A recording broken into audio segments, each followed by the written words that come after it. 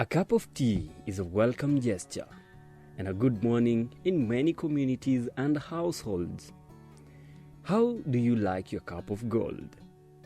Warm, hot, cold, thick, or fermented? Well, dairy goat farming is an upcoming agricultural venture that is growing very fast in both urban and rural areas. It entails keeping goats in an urban or peri-urban area, that is within the peripheries of a city.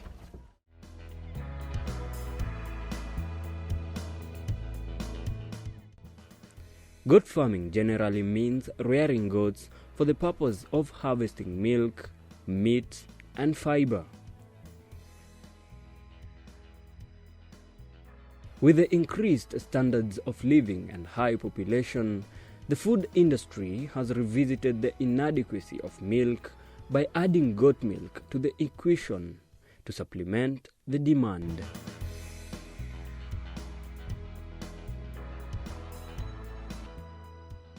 Hata wenye walikuwa naeka mbuzi hapo awali, sasa haweki ng'ombe. Sasa nikaona shida hii imetokea kwa vile hakuna mwenye analisha ng'ombe, ninaweza kusolve nikilisha mbuzi.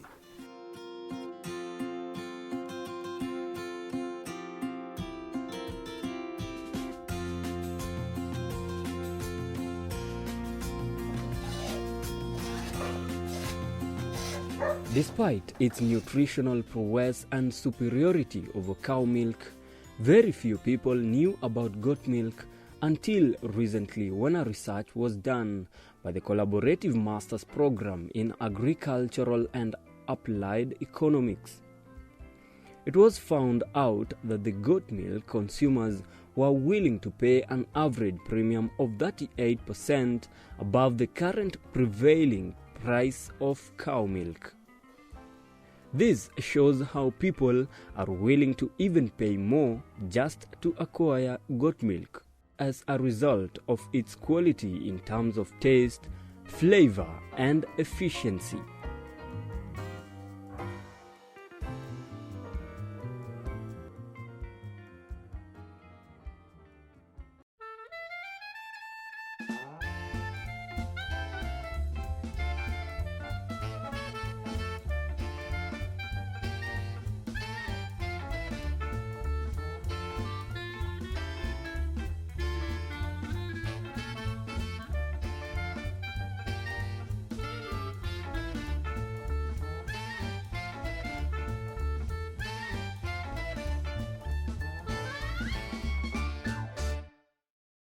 In addition, goat milk can be used to manufacture fermented products such as yogurt, cheese, buttermilk, ice cream, and not to forget, one can cook or even use it for baking purposes.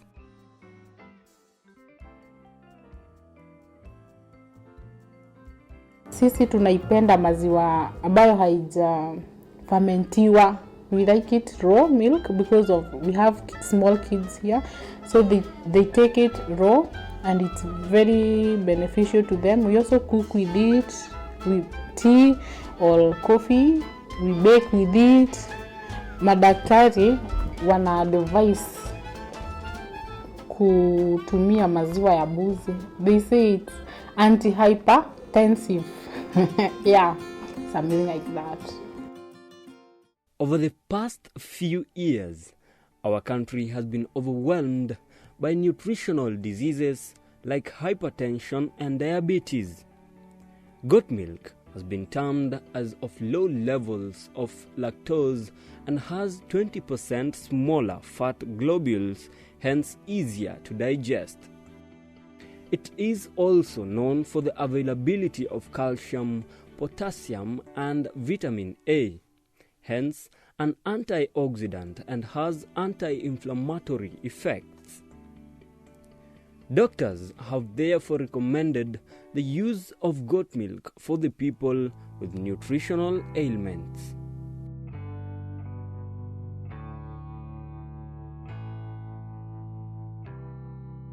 A lot of people migrate over to goat and sheep milk because it's a little bit lower in lactose. And that's true, it's about a quarter less lactose in overall milk, which honestly isn't enough to make a dramatic difference if you're lactose intolerant. Goat milk and sheep milk both contain the original casein protein. They contain that A2 casein protein from 10,000 years ago, meaning they contain a milk protein that hasn't been genetically mutated over time. It's like taking a step back in time 10,000 years and getting a higher quality dairy. So in effect, it's much healthier to be consuming goat milk and sheep milk than it would be to consume cow dairy, simply because you're getting the higher quality, more bioavailable form of casein protein that does not have that BCM7. A lot of people consume dairy, they might get abdominal pain, bloating, gas, nausea, diarrhea, okay? And they instantly think, oh, I have an allergy, or they're lactose intolerant. But within the casein family, there's two types. There's A1 and A2. Now, A1 is one of the most common types of casein proteins that people are exposed to. And the problem is it increases inflammation, okay? And there's even some interesting links between feeding your children milk too early of an A1 version and them developing diabetes type 1. I would recommend not exposing your child to the A1 version of casein at a very early age because their immune system is developing. And if it is one of the triggers, then you want to avoid it. All right, guys, so here's my best tip for dairy. Consume the A2 version of casein in the form of goat cheese or sheep cheese, but not cow's milk cheese unless you find a cheese that is that A2 version. Kulingana na utaalamu wa daktari anasema maziwa ya mbuzi ndio rahisi sana kudigest ukikompare na ya ng'ombe. Tena nutrition wise, maziwa ya mbuzi is more nutritious kuliko ile ya ng'ombe.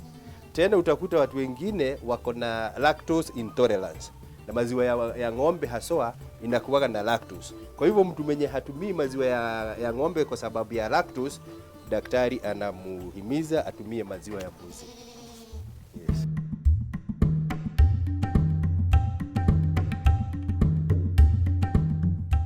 Goats are very easy to keep in both urban and rural setting in terms of the space required, the feeding of the goats, and disposal of their waste. Goats are easy to feed and cheaply, not really cheaply, but easy to feed us because they are not heavy feeders. Unlike cows, about 10 goats makes a cow. The amount of feed that I feed 10 goats would feed a cow in a day. So they become easy and convenient to keep in an urban setup.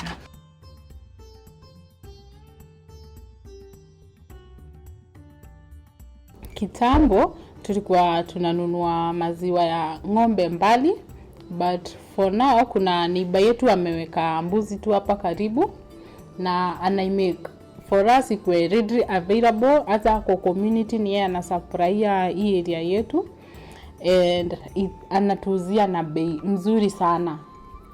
Ordinarily in a family of 6, like now in a family of 6, we used to buy at least 4 packets of milk a day, and 4 packets is hardly enough for a family. At the moment, in my small venture of about 9 goats, only 2 are producing milk. So you are getting 2 liters of milk a day. 2 liters of milk a day is able to sustain the family without our need for milk is completely catered for by the 2.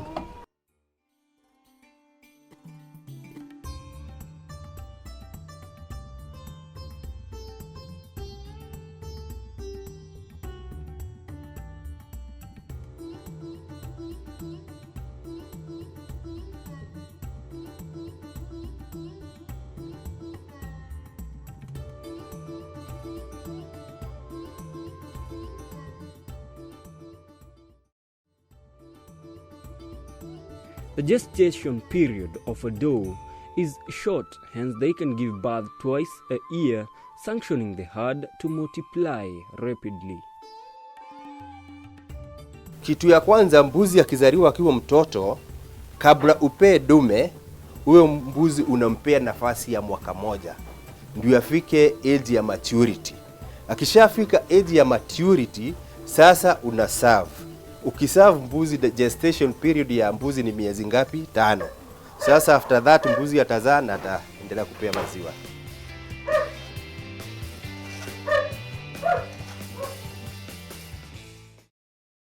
On average, 2.8 billion liters of milk are produced annually, while local goat milk demand is at 4 billion liters, hence the need for farmers to step up goat milk production to curb the high demand. For dairy goats to produce sufficient, high-quality milk, you have to feed them correct feeds and supplements like salt licks, keep them in clean, conducive environment, and essentially ensure they are in good health. Kitu ya kwanza, kama mbuzi umediworm, hiyo maziwa hufai kutumia. Kwa hizo siku 2-3 hufai kutumia. Kama mbuzi yako amekuwa mgonjwa na maybe amekuwa injected na antibiotics, tena hiyo maziwa hufai kutumia.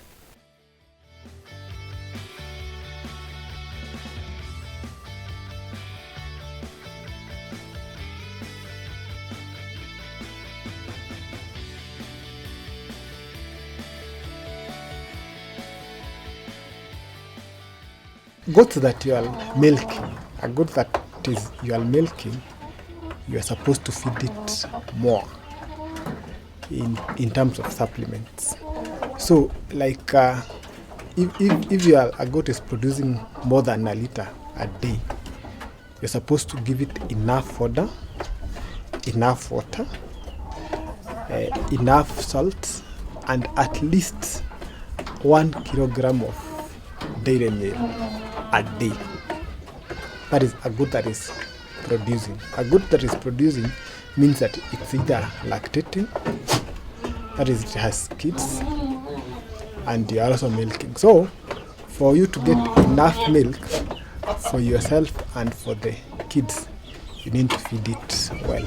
That's why you need to give it enough fodder, enough water, and enough supplements. And supplements includes commercial feeds, which is at least 1 kilo of dairy meal a day.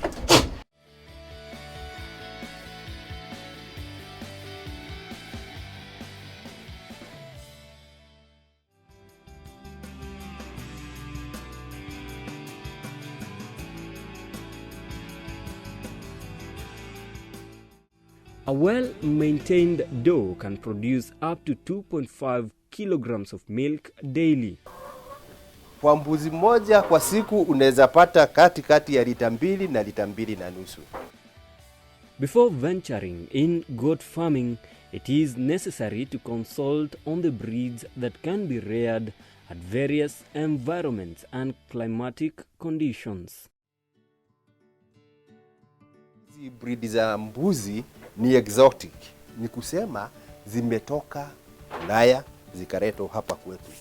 Wenye kuzileta walikuwa naangalia kwenye tuseme maybe Sane nimetoka ni mahali kuna joto. Hapa kwetu wanaleta mahali kuna joto. Tuseme kama Sane utaikuta pande ya Nyanza, pande hiyo.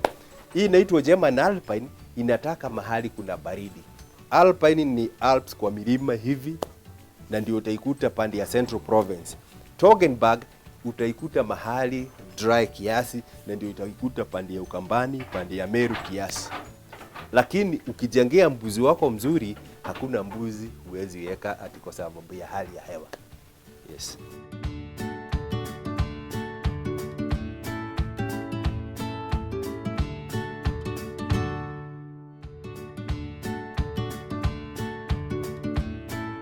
The storage of this milk is more or less like that of cows, in that to prevent it from going bad, you have to store it in the refrigerators.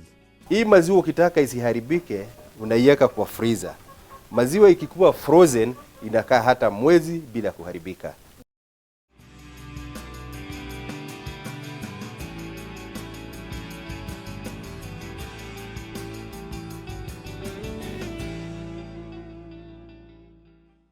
To ensure food security in the country, which is one of the big four agenda, the government should create channels to educate people about goat farming to increase the supply of milk and also create employment. The government should also seek ways of developing goat milk processing plants and systems to add value to goat milk in order to create more marketing opportunities. Vile naweza omba serikali yetu kama inaweza tusaidia na mambo ya artificial insemination, kitu ya kwanza, kwa sababu hiyo italeta mbegu kutoka Ulaya.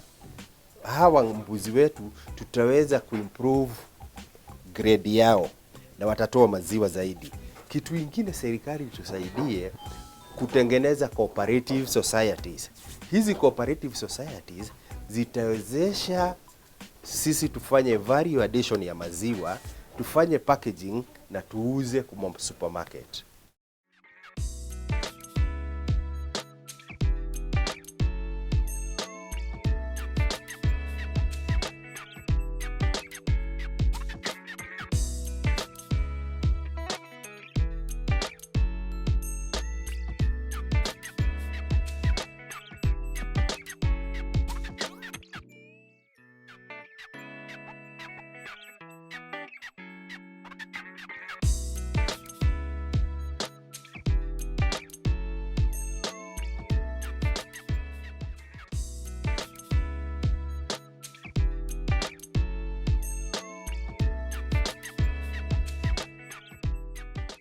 Weighing the pros and cons, we can concur that goat is such a prestigious animal, easy to keep and environmental friendly. With its variety on the breeds, one has the advantage of picking which to rear according to the environment and climatic conditions. Goat milk can be used as a fat loss program since it contains low sugar levels among other nutritional benefits. With the rapid growth in this industry, is it a venture you would consider going into? From making of tea, yogurt, cheese, ice cream and even baking, are you convinced you could earn a decent living from this venture? Do you believe that goat milk has a big impact to food security? Well, if you had any lingering thoughts, you can now invest in goat farming knowing that the industry can only get better.